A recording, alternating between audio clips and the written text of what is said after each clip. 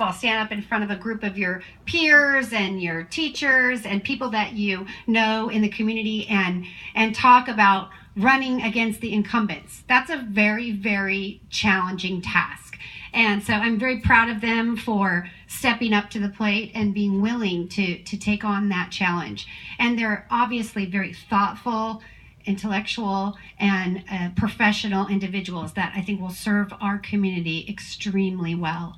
It's a bonus that they have kids in the schools because, as they all said, they've all dealt with the challenges in getting things passed or getting things approved or having the parents want to do a project that benefits the kids in a meaningful way, and how difficult that has been. And so part of that difficulty, I can speak from experience as a former school board member, is that there is a disconnect. I believe there's a disconnect, and I hope we can solve that disconnect in this next election. But we will need all of your help. Fiscal accountability, academic enrichment, and transparency. These are the three themes that you heard from all these individuals, and they I believe will change the way that we do business here in Newport Mesa. This is going to be a difficult election. There is 3 incumbents who 2 have been there more than 20 years, and they have a lot of roots in the community. There's a lot of money to raise. They probably need to raise at least $100,000 collectively. Of course, I told them a different number, but don't be shocked. Tried to get them in. I had to hook them in with the lower number. But in all seriousness, part of the problem is you all know these 3 individuals, or at least one of them, and the rest of the 120,000 voters out in Newport and Costa Mesa, they've never heard of them.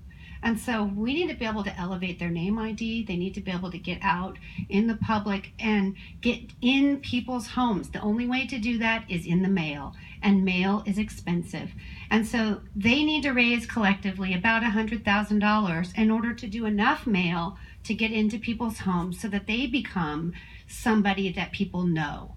Their face, their thoughts, their campaign pledges is something that people know, that they can trust, and that they can go in and vote for. So that's why we need all your help. And if you haven't given already, we encourage you to please give. I've said this to a couple of you. There's 1,100, is that right, Sandy? 1,100 teachers in the district. Just think, if everybody just gave $20, if you gave $50 or more, that's a lot of money that helps to seed their campaigns. Just to get going, they have to pay for the ballot statement. The ballot statement for the Newport Mesa ballot is going to run about $3,000 per candidate. So if anybody out there has some deep pockets and wants to fund the ballot statement, $3,000 would go a long ways.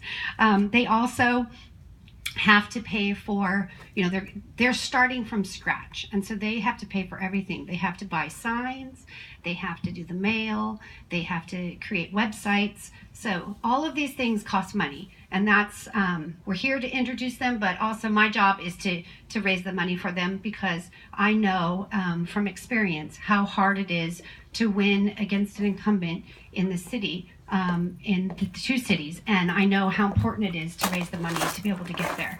And that's the hardest part, to be honest, of running a campaign, is none of them want to ask you for money.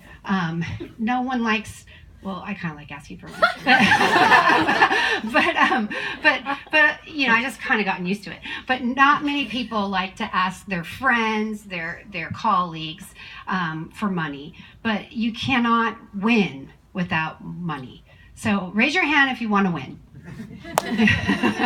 Okay, so please donate. Please donate as much as you can. There are no limits in Newport Mesa, so you can donate $50,000 if you wanted. I don't think anyone's going to do that, but you could. There are no limits. You can donate whatever you want.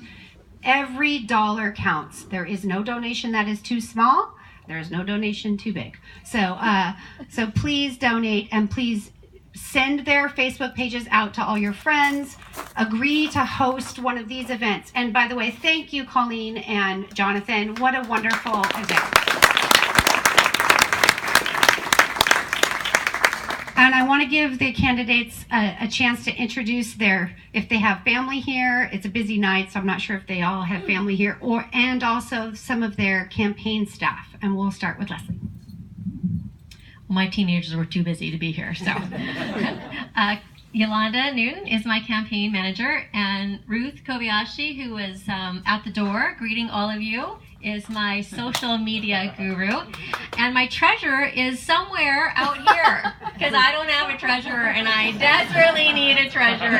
So please, I don't even need your money. Just please be my treasurer. No, you need your money. Well, I really want a treasurer. So if you have an inkling or you think you know someone, please come see me. That's true. And wait, let me say this. You don't have to be a bookkeeper. You don't have to be an accountant to be a campaign treasurer. You just have to be organized. You have to be able to use Excel, and you have to be willing to fill out forms. So that's what she needs, somebody who can be organized, use Excel, and fill out forms and file things timely. Timeliness is key. My campaign treasurer is Noelle Nitz. She has a junior at Harbor and a soon-to-be freshman at Harbor. My sister-in-law, Patty Seaburn, just cruised in, so she's in the back. My husband's at our son's open house. My other girls are at soccer practice because they're soccer players. But some of their teachers are here.